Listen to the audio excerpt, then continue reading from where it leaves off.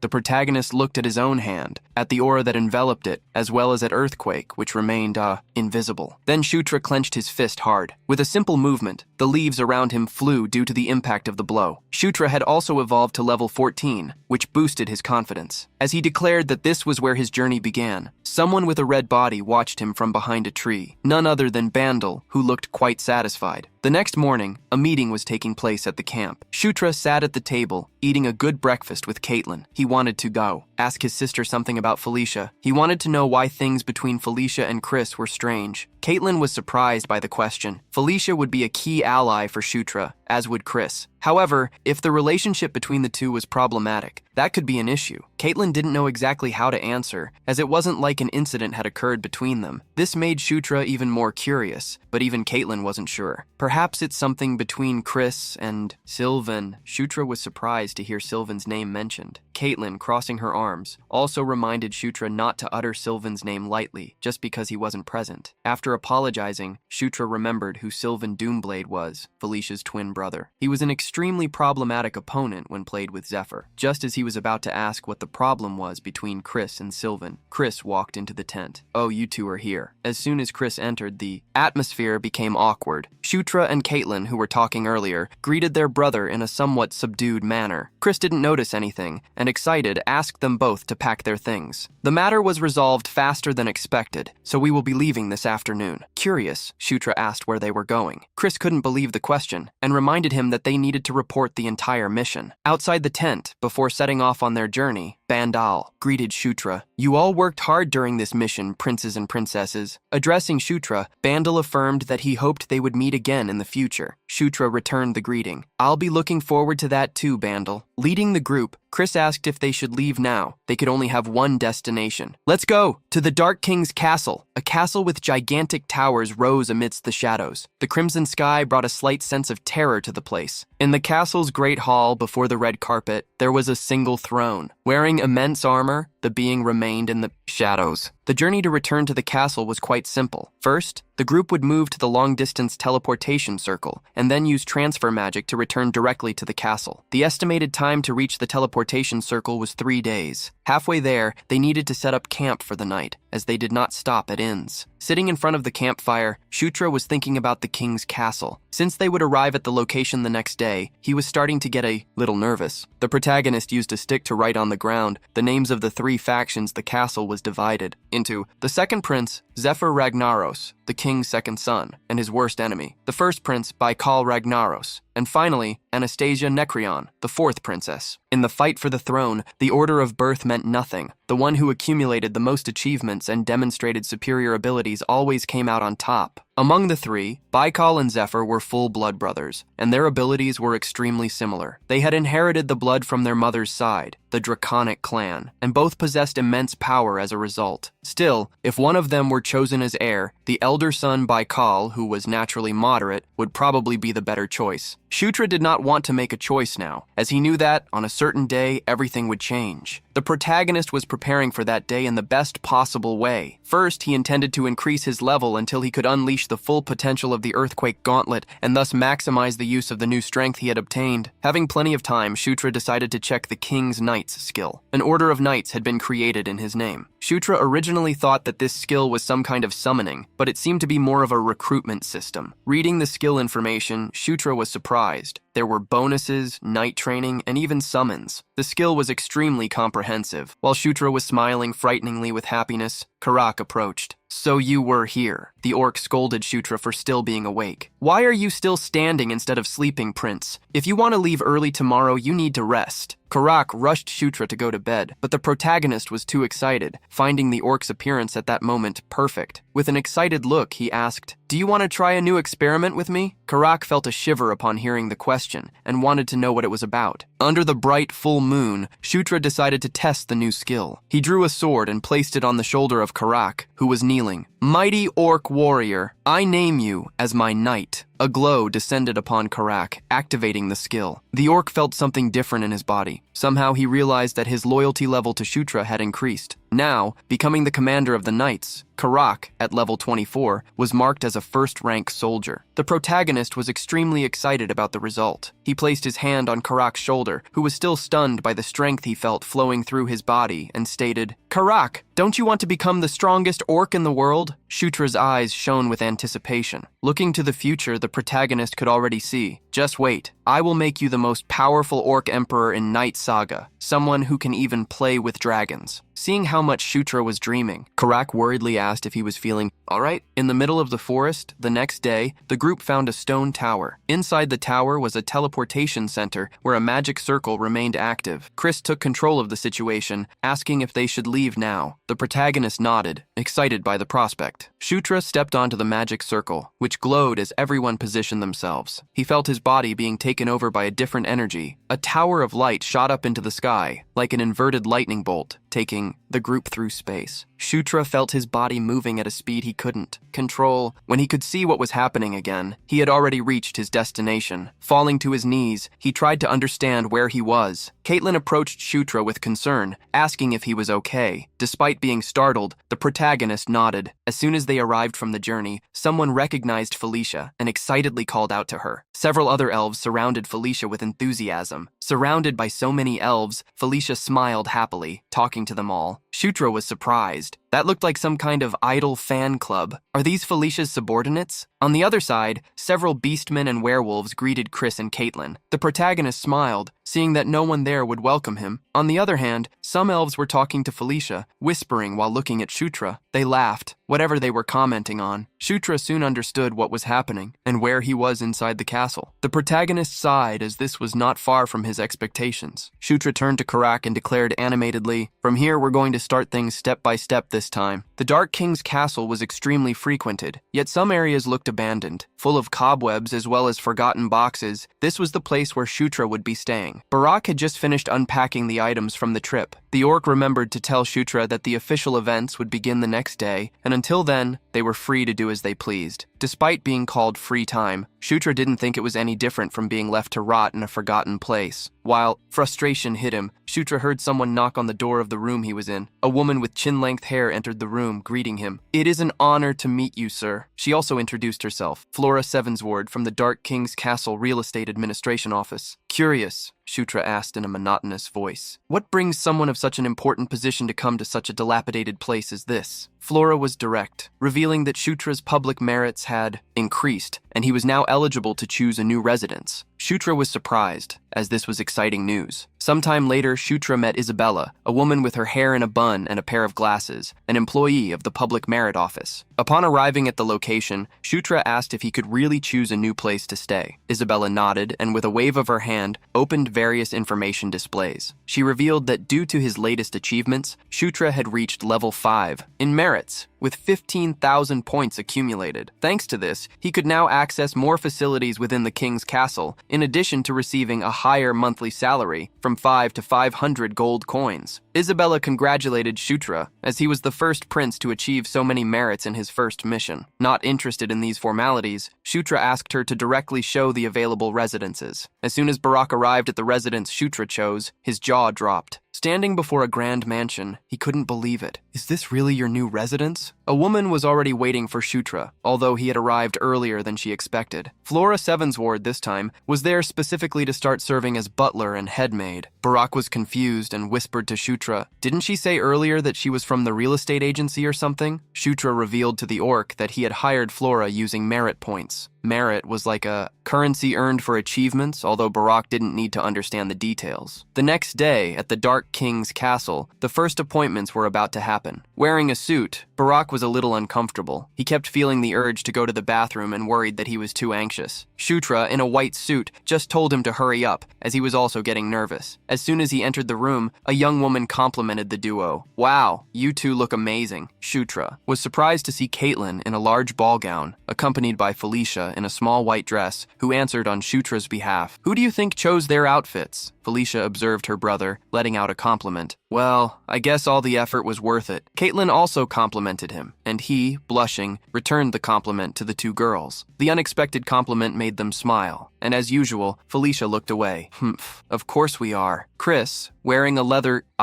jacket, joined them, commenting curiously, "This is your first ceremony, isn't it, Shutra?" He clenched his fist firmly in support of the prince. "Today you are the star. Show the whole castle who you are." Excited about this, the protagonist nodded. Soon the doors of the hall were opened to the princes. There were some who might think Shutra's achievements were simply luck, but soon everyone would see him with their own eyes. Shutra was going to show them again the prince they once repudiated. With a crowd on both sides of the hall, the 4 princes approached the stairs leading to the throne and knelt before the king. Chris, the 7th prince, was the first to present himself. They were standing before the great governor of the Dark Realm, King Mitra. A butler next to the king spoke on his behalf, asking them to begin the report of the prince's and princess's achievements. The protagonist felt the pressure of personally meeting King Mitra, the father of all the kings. children. He had forgotten that this was a being that should never be underestimated inside the castle. In front of Shutra, Mitra was like a giant. His oppressive aura made the young man look like an ant. The pressure Shutra felt was something he never imagined could exist. A gaze was focused on him, and standing before Mitra made his body tremble to the point of seeming about to break. It was at that moment that, deep within Shutra, a woman murmured with an outstretched hand, "Conquer, for you are also a king." Shutra felt a blessing in his chest. In front of Mitra, the woman's voice resonated inside him. "Overcome even this gaze, this suffocating pressure, and subjugate it to your will." The energy strengthened Shutra's whole body, who gritted his teeth and, with an inner glow, raised his head, confronting Mitra's gaze. In Shutra's eyes, the power to conquer arose. Throughout the entire meeting, Mitra kept his eyes fixed on Shutra with an equally golden gaze. He spoke for the first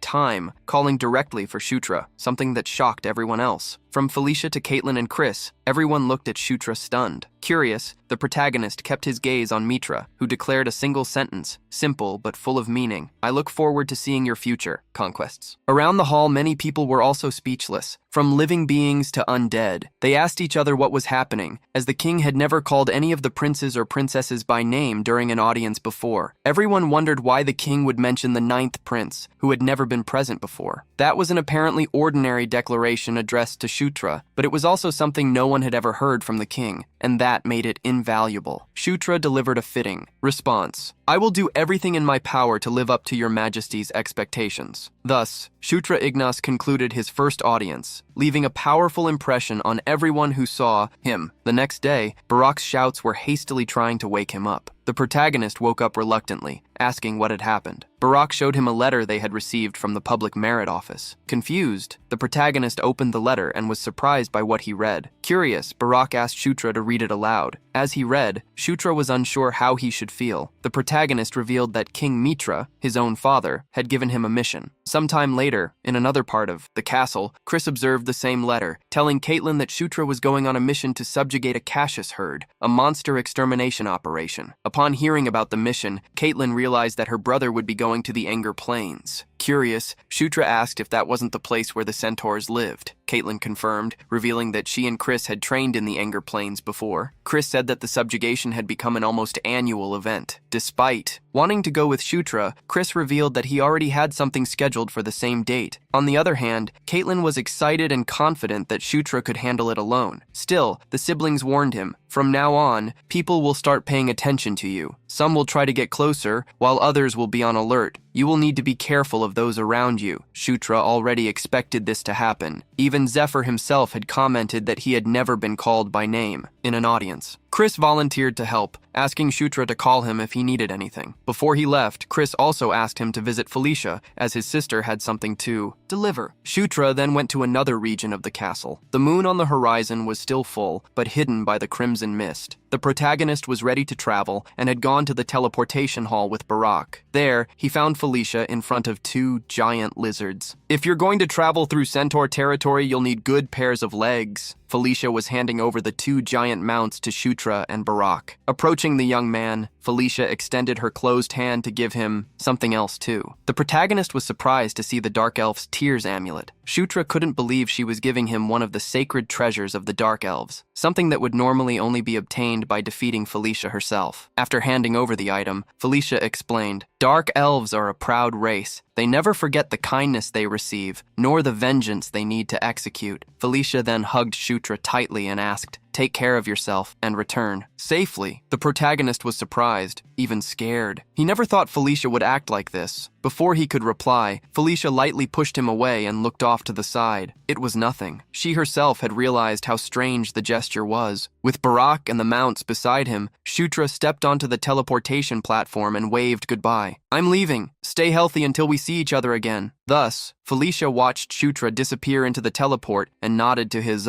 request. On the Anger Plains, a bolt of light struck a tower, ending the teleportation. Shutra, Barak, and the 2 lizards had just arrived. Still confused, Barak asked, "Did we arrive?" Shutra, who was also experiencing this for only the second time, agreed. Someone who was already on the plains greeted Shutra upon seeing him arrive. With goat feet and ears, fur-covered legs, and small horns, the short-haired woman with a long tail introduced herself. "I am Karma, the ranger designated to guide you. The protagonist greeted her, introducing himself, although she already knew who he was. Shutra observed Karma's body, the human upper half and the beast lower half. She was a satyr. With everything ready, Karma began to guide them, running nimbly. Driven by her fast legs, she led them through the desert. As Shutra and Barak followed her, she explained, "It will take 2 days until we reach the centaur settlement. I plan to travel with as few breaks as possible. Is that all right?" The protagonist, agreed, and then Karma, curious, approached him. "Are there no other soldiers?" Revealing that the mission had been assigned suddenly, Shutra explained that, for now, only the 2 of them were traveling. Since they knew they would receive reinforcements later, Karma showed no concern and revealed that the battle would basically be a group fight. Thinking about the situation, Shutra understood that weapons would be the problem. As it would probably be a mounted battle, he concluded that it would be best to get a spear. Suddenly, the trio stopped advancing upon hearing a noise coming from the rear. When Shutra asked what the sound was, Karma asked him to wait while she checked. She quickly darted off, running through the desert. Upon reaching a higher point, where she had a better view, Karma was surprised by what she saw. Several wolves, a horde of Cassius, were chasing a centaur. The beasts had bright eyes and menacing teeth. Little by little, they were approaching the centaur, who was fleeing alone, one of the eye. Wolves managed to catch up and jumped to bite him. The young centaur screamed in fear. In the last instant, Shutra appeared mounted on the lizard and made the creature headbutt the wolf far away. The animal collided with a rock, destroying it and scattering debris in all directions. The lizard turned around, and Shutra positioned it in front of the centaur to protect him. Shutra and his mount faced the Cassius wolves, accepting the welcome that arrived earlier. On Shutra's fist, a gauntlet with a dragon's face shone, revealing itself. Shutra was consumed by an ardent desire to fight. Protecting the centaur, Shutra provoked, "Come at me, mutts!" Shocked, the centaur asked Shutra who he was, if he was the prince. A larger wolf took a step forward and snarled furiously. It was fearless and charged at Shutra. The protagonist realized that this was the chief of the wolf pack. While Shutra prepared to face the large wolf, Karma and Barak tried to get closer to free him from danger. Showing that he was fine, Shutra made them watch his performance. The protagonist climbed onto the eye, saddle, and standing up, was aided by the lizard to jump toward the wolf. The dragon's gauntlet shone gold with the preparation of the blow, the beast lord's fist art, which Shutra had practiced for a long time. Gauntlet and wolf prepared for the confrontation. The wolf opened its large mouth, showing sharp teeth. With the strength gathered in the gauntlet, Shutra gritted his teeth, preparing his strongest attack. The explosion fist skill was unleashed, breaking the air in front of Shutra with flames created by the friction with the air and the wolf's body. Barak and the satyr were shocked. With a single blow, Shutra destroyed the wolf leader all at once. The beast's body fell before the protagonist. All the other wolves, seeing their leader defeated, were scared. Grunting, they fled far away. Looking at the gauntlet, Shutra wondered if it had just amplified the aura he used. The blow was much more destructive than he imagined it would be. The attack was extremely satisfying, as Shutra could see that he was at least on Caitlin's level. Clapping her hands, Karma praised Shutra, who incredibly managed to defeat a Cassius in one attack. The centaur, saved by Shutra, thanked him immensely. The centaur, named Quick Wind, revealed himself to be an escort sent to guide Shutra. From then on, he would take them to the centaur settlement on the Enger Plains. As they continued their journey, they did not notice, however, that the wolf Shutra had defeated glowed with an energy that left its body. Upon arriving at the centaur settlement, they found countless circular tents of incredible different sizes. From the top of a hill, they had an incredible view of the place. There were 4 centaur tribes on the plains: strong wind, heavy rain, and stormy night, located in a triangular region, and in the middle, furious flame. Among them, the furious flame tribe was the most powerful. Its chief also served as the high chief, uniting the other tribes. Shutra was soon greeted by someone, Wild Eyes, the high chief of the centaurs. Any Night Saga player who played the Dark Realm chapter would recognize this name, as he was in an inevitable encounter. Wild Eyes, however, was not an ally, but an enemy. Barak approached Shutra, whispering, "As his name says, he has a sinister look." Shutra reminded Barak that he was the 9th prince. The look of slight contempt from Wild Eyes was not ignored. Shutra faced him. "I would like to hear your assessment of the current situation." Shutra followed Wild Eyes to a tent, where the centaur showed him a map. Wild Eyes stated that the situation was not good. The Cassius horde, which should be in the north, had arrived much earlier this year. He revealed that scouts were now observing the area, although some judged that part of the horde had simply gotten lost. Wild Eyes concluded his speech by revealing that, in 3 days, the warriors of the 4 tribes would finish gathering, and thus, united, they could crush any beast in their path. Shutra observed the character who, in the game, was impossible to ally with and imagined that this time it would be different. After agreeing with what Wild Eyes revealed, Shutra asked if there was anything else. The centaur ended up asking out of curiosity, "Ninth Prince, is it true that you crushed a Cassius with a single punch?" The protagonist smiled upon hearing the question, revealing that the information was correct. He held out his fist, confident, "If you want, I can show you how I did it later." Shutra intended to make Wild Eyes an ally, just as he did with Caitlin and Chris. The centaur chief merely nodded slightly, stating that he was looking forward to seeing. Night soon fell, and as some centaurs trotted through the settlement, they noticed the presence of Shutra, the Ninth Prince. The rumor about Shutra crushing a Cassius had already spread, and everyone wanted to take a look at the young man. Barak, accompanying Shutra, ended up commenting, "Just like the incident with General Bandal, you've become quite popular." The protagonist was very confident in boasting, "Of course, it's all thanks to my natural charm." Regretting his comment, Barak instructed Shutra to go and rest. The protagonist occupied a tent with an open roof. As he slept to the point of drooling, a light appeared, so intense that it woke him up. Shutra was shocked to realize that the intense light was coming from the earthquake gauntlet. Getting up, he wondered when the gauntlet was equipped on his arm. The voice of a woman surrounded by light entered the protagonist's ears, calling him Ninth Prince, Shutra Ignas. The protagonist ended up looking at the woman, enveloped in spiritual energy, with plant tattoos on her legs, who floated towards him, asking for help. Still speechless, Shutra asked the woman who she was. She ended up introducing herself while her green hair still fluttered. "I am the fragment of the observer ankle, the green wind."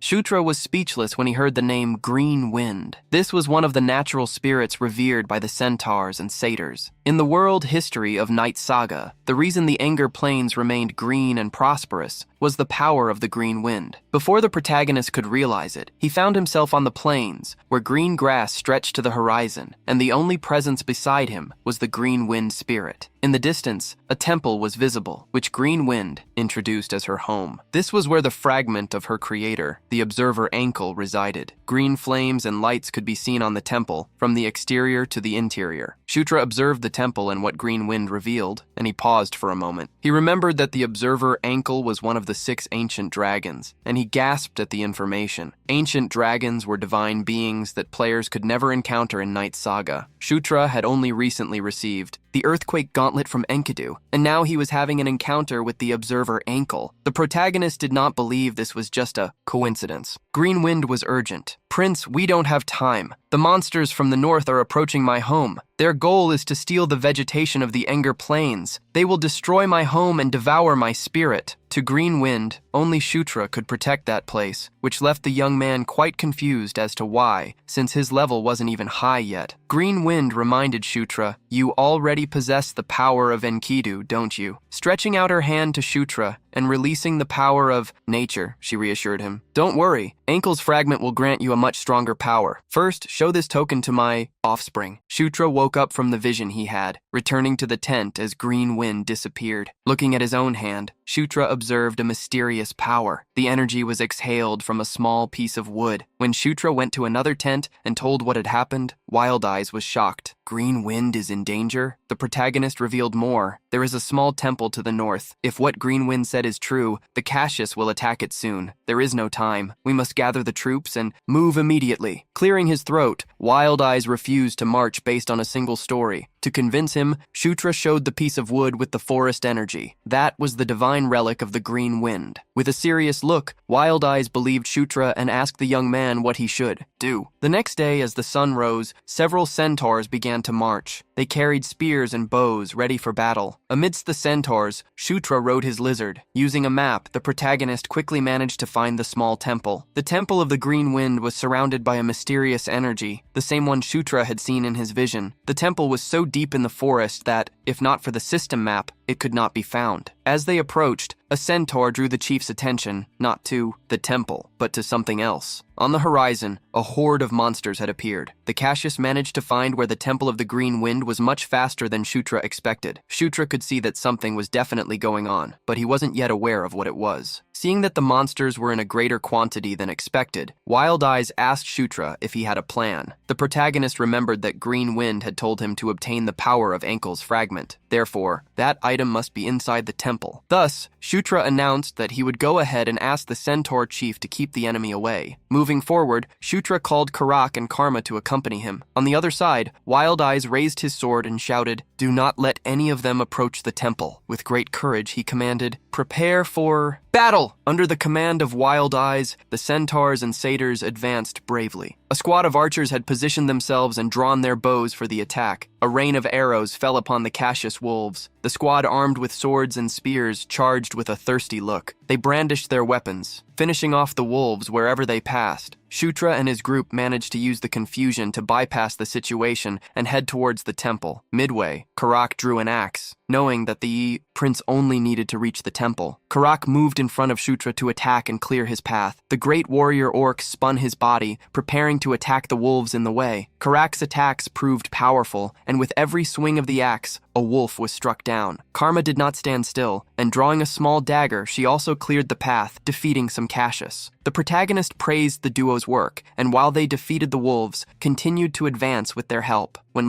Shutra was approaching the temple, however, he saw a large club coming toward him. The protagonist managed to dodge by jumping with the lizard. A large ogre had appeared, and due to the attack, Shutra lost his balance, falling with his mount. The ogre roared furiously and ran towards the protagonist with heavy steps. The protagonist blamed himself for letting his guard down. However, before he was hit, Karak stepped into his path, blocking the ogre's second attack. Karak, even with some wounds from the combat, protected Shutra and asked if he was all right. With a calm look, Karak asked, "Get up, your highness. This is no time to rest." Yet, the ogre roared furiously, not allowing Karak to be distracted. The ogre brandished its club once more, forcing Karak to protect himself with a cleaver. Karak gritted his teeth to withstand all the continuous attacks. Shutra ended up scoffing at Karak. "What's this? You were acting so proudly. Don't tell me you can't handle it anymore." The protagonist drew a dagger and plunged it into the ground, causing energy to rush toward Karak with the activation of the King's Banner skill. With Karak strengthened, Shutra shouted, "From now on, let's focus on attacking." Karak obeyed Shutra and brandished the cleaver to attack the ogre, hitting it with great power. The ogre couldn't understand what happened. It only felt terrible pain. However, thanks to its size, the monster resisted the attack. Karak continued the attack, using the power of the buff provided by Shutra, and hit the ogre once more. This time, the blow was deep and caused the orc's enemy to drown in its own suffering.